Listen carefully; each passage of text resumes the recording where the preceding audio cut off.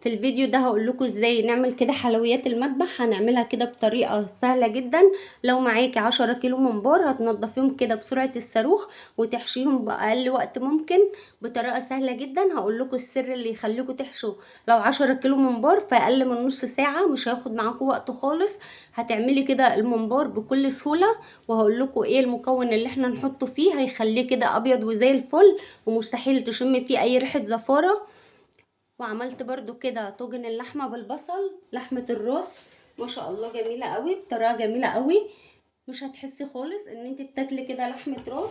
وعملت برضو طاجن الكرشه ده، عملته برضو بطريقه سهله جدا. بجد الفيديو ده لو شفتيه للاخر كده وعملتي كل التريكات والحاجات اللي انا هقولها في الفيديو ده، هتعملي كده حلويات المطبخ بكل سهوله. هتنضفي الكرشه تخليها كده بيضه زي القشطه، والممبار برضو مش هياخد معاكي وقت خالص ما شاء الله اللهم بارك. تعالوا بقى كده نشوف عملناها ازاي. ده اعمل طاجن اللحمه بالبصل لان دي كده اكتر حاجه هتاخد معايا وقت في التسويه. انا قطعت اللحمه كده على قد ما اقدر، دي لحمه راس اهي بالشكل ده. حمرت بقى اللحمه بالشكل ده. هنزل بقى كده بالبصل، ده كيلو لحمه، هحط عليه كده نص كيلو من البصل بسم الله. وهحط برده كده رشه من السكر عشان نكرمل كده البصل، وبرده هيسرع كده في تسويه اللحمه معايا. والاضافه اللي هتخليكي تحسي ان انت مش بتاكلي لحمه راس خالص، هحط كده 4 فصوص من المستكه بالشكل ده، بيدوا طعم برده حلو قوي وبيدوا ريحه حلوه اهي. هنزل برده كده بالمستكه كده بقى. البصل دبل معايا اهو، هبدا انزل كده باللحمه بسم الله.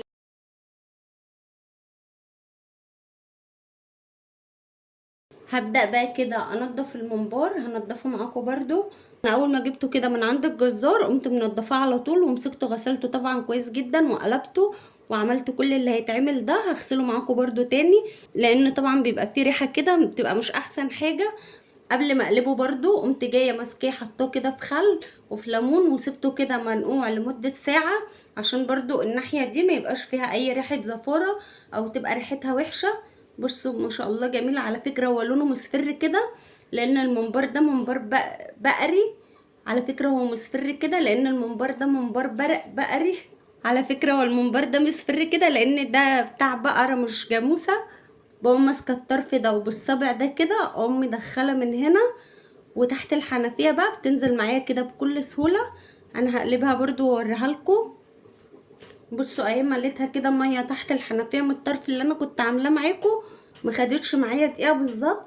هفك بقى الطرف ده، هتقوم منزله بقى كل الميه بالشكل ده كده، اتقلبت معايا بمنتهى السهوله. ابدا بقى كده اغسله في الكبه. الكبه طبعا انا بيجي معاها سلاحين، السلاح اللي هو الحامي ده ما ينفعش خالص ان احنا نغسل الممبار بيه. لو غسلتي بده الممبار هيتقطع وهيبوظ منك، لان بصوا الشفرات دي كده بتبقى حاميه فما ينفعش خالص ان احنا نغسل بيه.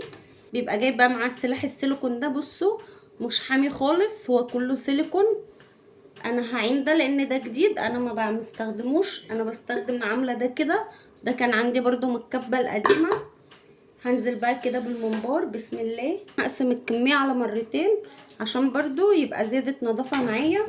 وبعدين ده ليمون اهوت، هقوم نازله بقى كده بشويه من الليمون. وهنزل كده في كل مره بنص كوبايه من الخل. محدش يقول لي الخل بيثبت الزفاره، الخل بيبقى حلو قوي وبيضيع اي ريحه زفاره في الممبار بالذات. والمكون اللي هيخلي معاكي الممبار يبقى مفيهوش اي ريحه زفاره وينضف معاكي، هحط كده معلقتين من دقيق الذره بالشكل ده. الدقيق الذره احسن حاجه لغسيل الممبار، انا جايبه ده الكيس ده بيقعد معايا مثلا من السنه للسنه. انا مش هزود ميه ولا اي حاجه، هي كفايه قوي نص كوبايه خل، لان لو زودت ميه هتبهدل لي الدنيا.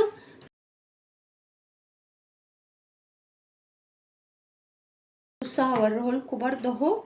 انا مش هحذف حاجه، هوريهولكوا اهوت. انا مش هقص حاجه من اللقطه دي خالص عشان محدش يقلق خالص ولا يقول ده الممبار اتقطع. ادي الممبار اهو لفيف على السلاح، هفكه دلوقتي. لو السلاح اللي هو التاني اللي انا وريتهولكوا هو اللي تقلقوا منه، لكن ده انا مجربه بيه بدل المره 10 وما شاء الله جميل قوي. هغسله بقى كده تحت الحنفيه واوريهولكوا برضو، وهعمل بقى بقيه الكميه، بس عشان برضو الفيديو مش عايزاه يبقى طويل. غسلته بقى كده كويس جدا تحت الحنفيه، مسكته كده من برايه من برايه، وقمت فاتحاها كده تحت الحنفيه، وطبعا كنت مشغلاها وعماله ونزلت بقى كده، وكنت مشغله بقى الميه كده ونزلت كده. بصوا ما شاء الله فرق برضو تاني. هحط بقى كده شويه من الخل،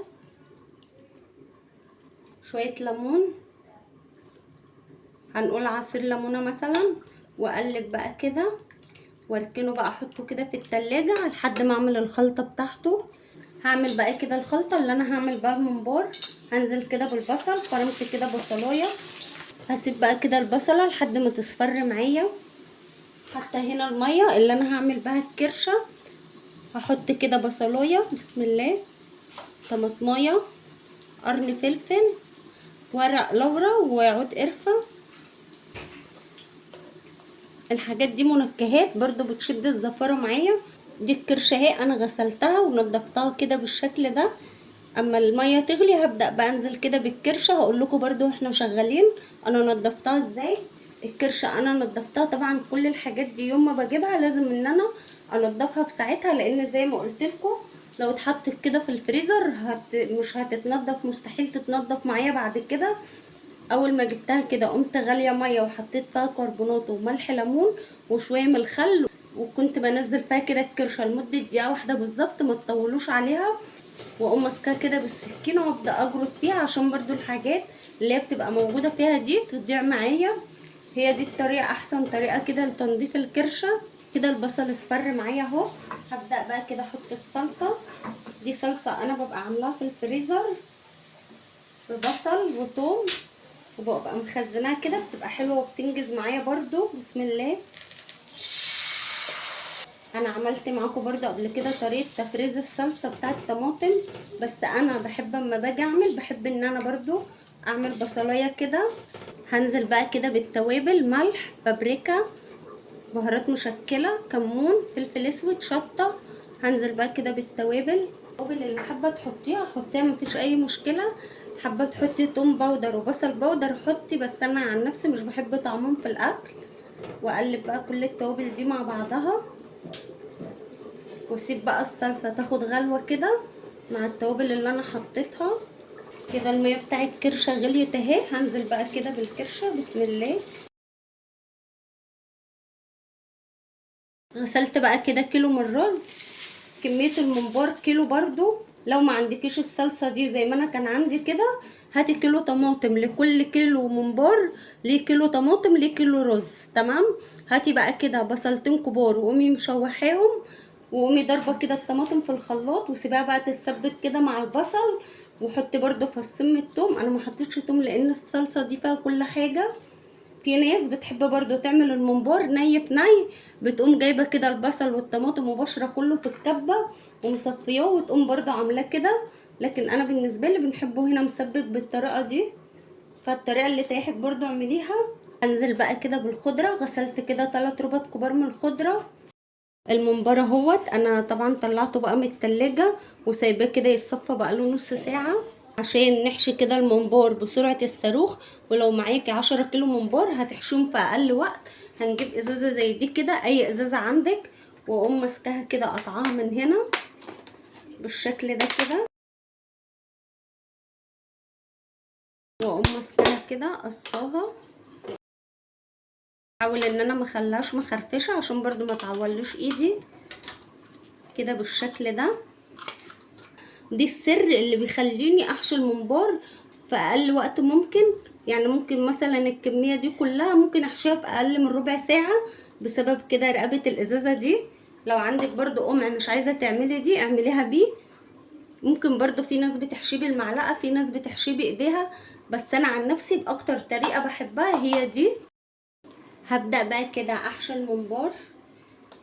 هاخدها كده، هبدا بقى اصفيها كده من الميه كويس، واقوم حطاها كده في رقبه الازازه بالشكل ده. هدخل الطرف ده هنا كده. بصوا انا واخده كده حته زياده، هقوم بقى ماسكه عليها كده بالشكل ده اهي، واقوم بقى ابدا احشي والممبار ولا فرقع معايا ولا اي حاجه كده متكبه، ما تقلقوش خالص. اهي بالشكل ده كده.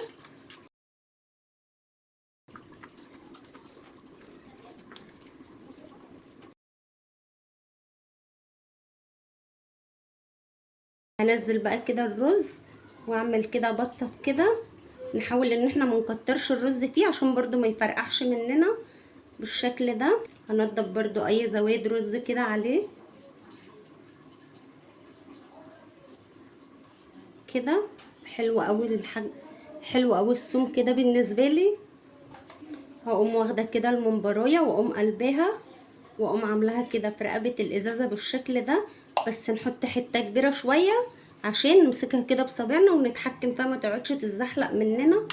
وطبعا الجوانت برضو مش مساعدني. هبدا بقى اعمله بوبوس كده. هجيب بقى كده دبارة خيط بس لازم يكون خيط ابيض، واقوم جايبه الطرف بتاعها كده واقوم لفاه كده بالشكل ده.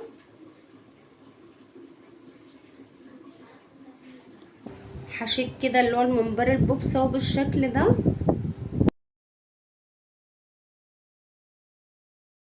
هخلص بقى باقي الكميه وارجع لكم تاني عشان برضو ما اطولش عليكم. هبدا بقى كده احطه في الميه المغليه.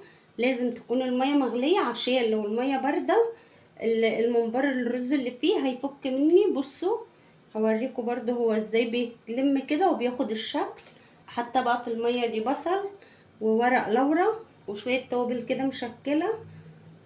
مش هحط الملح دلوقتي برضو. احنا خلاص تقريبا استوت معايا اهي. هبدا بقى كده احط لها شويه من دبس الرمان، بيدي طعم حلو قوي للطاجن ده. حطيت طبعا الملح وحطيت برضو توابل بهارات مشكله. حطيت برضو جوز الطيب، حطيت فلفل اسود. هي اللحمه كده خلاص استوت بس انا برضو حابه احطها كده في طاجن. حطيتها بقى كده في الطاجن بالشكل ده. احطها بقى كده في فرن البوتاجاز تاخد لون برضو تحت الشوايه كده. برضو الممبار استوى معايا اهو بقى 3/4 سوا. هبدأ كده انزل بالملح واسيبه كده ياخد غلوتين كده مع الملح. بصوا ما شاء الله اللهم بارك. هعمل بقى كده الصلصه اللي انا هحط فيها الطاجن الكرشه. حطيت كده 5 6 فصوص توم تمام، وحطيت كده معلقه من السمنه. وهقلب بقى كده التوم اصفر معايا اهو. هنزل بقى كده بنص شفشق من الطماطم.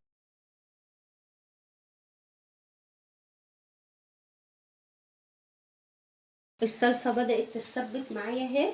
هنزل بقى كده بالكرشه وسلقت طبعا معايا. هي كده استوت تسويه كامله كده. الممبار اهو برد معايا وانا حطيته كده في صينيه كبيره، وحطيت في صينيه كمان شويه عشان يبرد برده معايا.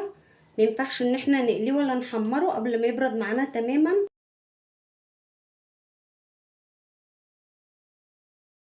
حمرت بقى كده الممبار اهو بالشكل ده. بس انا للاسف كنت فصلت الكاميرا لان الموبايل سخن معايا جدا. ده كده طاجن لحمه الراس بالبصل، ولا هتحسي ان انت بتاكلي لحمه راس خالص. وعملت كده بقى الممبار اهو بالشكل ده. ودي الكرشه اهي طعمها جميل قوي حقيقي، ولا تشمي ريحه زفاره ولا اي ريحه وحشه. الاكل ما شاء الله اللهم بارك ما فيهوش غلطه. كده بقى خلصت وصفتي النهارده. اتمنى كده يكون فيديو النهارده نال اعجابكم. ولو عجبكم بقى الفيديو ما تنسوش تشتركوا في القناه عشان يوصلكوا كل جديد. اشوفكم بقى على خير في فيديو جديد.